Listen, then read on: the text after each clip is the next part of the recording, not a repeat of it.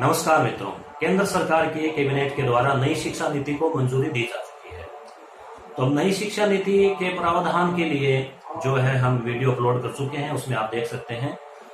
यहाँ हमारे साथ में नई शिक्षा नीति से जुड़े हुए जो सवाल है उनके जवाब के लिए एक्सपर्ट के रूप में है एसपी सर। सर स्वागत है आपका। और आप इनसे रूबरू होंगे। इससे पहले भी डॉक्यूमेंट वेरिफिकेशन है, रीट को लेकर कई प्रावधान है, उनको लेकर एक वीडियो की श्रृंखला हमने अपलोड की थी। तो सर मैं पूछना चाहूंगा, विद्यार्थियों का मुख्यतः ये ही नई शिक्षा नीति को लेकर बार बार सवाल आ रहे हैं, काफी टाइम से आ रहे हैं कि एक तो आने वाली जो फर्स्ट ग्रेड है उसमें इसका क्या प्रभाव पड़ेगा, एक जो रीट है उसमें क्या प्रभाव पड़ेगा, क्योंकि रीट की भी वैकेंसी आई नहीं है, तो ये राजस्थान में कब तक लागू हो सकती है। तो ऐसे जो संशय है उन पे आप जो है दूर करने का आप समाधान कीजिए। 42वां संविधान संशोधन 1976 में हुआ और उसमें शिक्षा को समवर्ती सूची में शामिल किया गया। ये आपके पॉलिटी का एक बहुत अच्छा क्वेश्चन भी है। 42वां संविधान संशोधन कब हुआ और शिक्षा वर्तमान में किस सूची में? तो समवर्ती सूची में है तो इसका मतलब है उस पर कानून बनाने का अधिकार केंद्र सरकार और राज्य सरकार दोनों को है, और विवाद होने पर जो है केंद्र सरकार के नियम लागू रहेंगे। सही।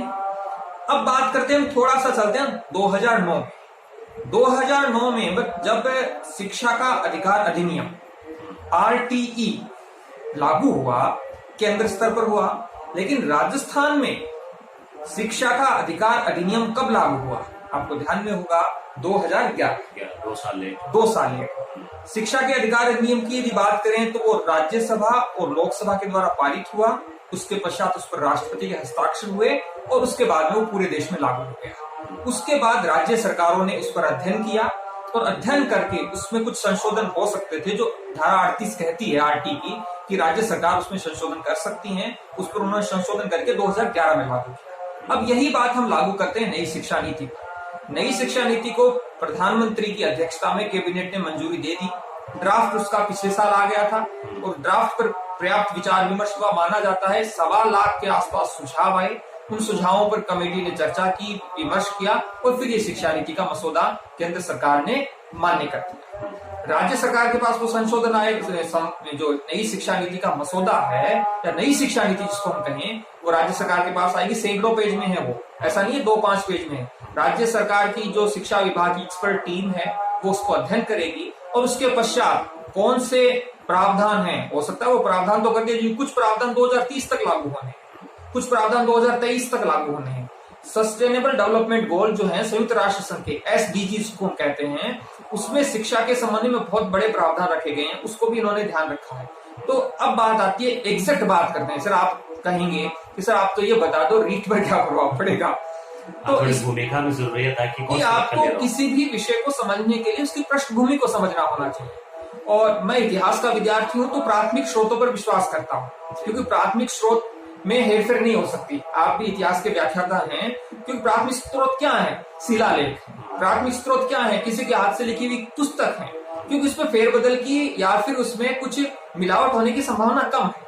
तो मूल विषय को समझने के लिए उसकी पृष्ठभूमि को समझना जरूरी है, प्रामाणिक स्रोतों की ओर जाना जरूरी है। अब रीट के संदर्भ में बात करें तो राज्य सरकार के पास नई शिक्षा नीति आएगी, राज्य सरकार उस पर गहर विचार विमर्श करेगी। हालांकि वर्तमान में राज्य सरकार की अपनी ही कुछ दुश्वारियां हैं जिस पर वो उससे निपटने की कोशिश कर रही है। वर्तमान में मैं राजस्थान सरकार की बात कर रहा हूँ। उसके पश्चात जो है वो शिक्षा नीति का गहन अध्ययन विश्लेषण करेगी।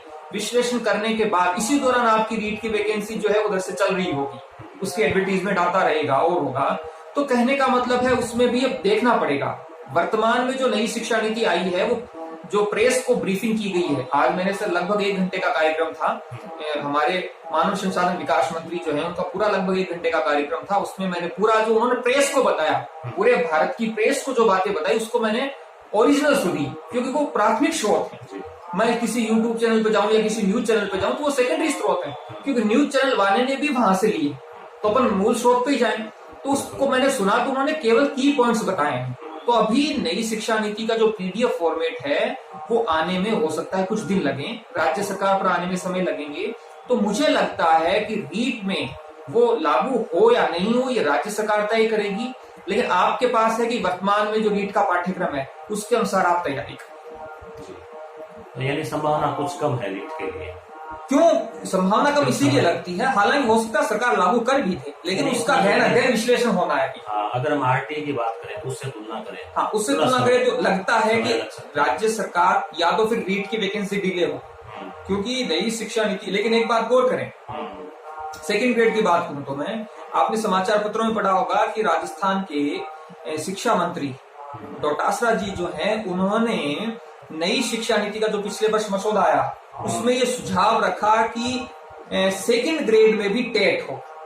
ये सुझाव उन्होंने दिया इस ड्राफ्ट पर। इससे आप समझ सकते हैं कि सेकंड ग्रेड में राजस्थान सरकार टेट लगाने के लिए अपना मानस बना चुकी है, क्योंकि राजस्थान की सरकार का शिक्षा मंत्री जो है वो जब ये सुझाव रखता है इस ड्राफ्ट पर, इसका अर्थ क्या निकलता है कि वो खुद चाहते हैं कि सेकंड ग्रेड में भी जो है वो लगे। एक और बहुत महत्वपूर्ण बात जो गुणवत्ता बने, एक और महत्वपूर्ण बात जो उसमें थोड़ी रह गई थी, पिछला जो वीडियो था हमारा, कि शिक्षा नीति के प्रावधान जो आरटीई है वो कक्षा 12 तक बढ़ाने की बात हुई है इसमें।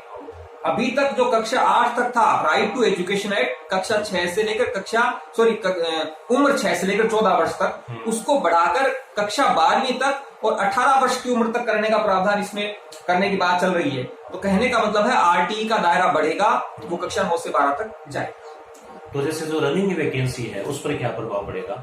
बहुत सही सवाल पूछा एमडी सर। रनिंग वैकेंसी का पहले हम समझते हैं अर्थ क्या है। रनिंग वैकेंसी का मतलब है जिस भी वैकेंसी के फॉर्म भरने शुरू हो गए हैं उसको हम कहते हैं रनिंग वैकेंसी।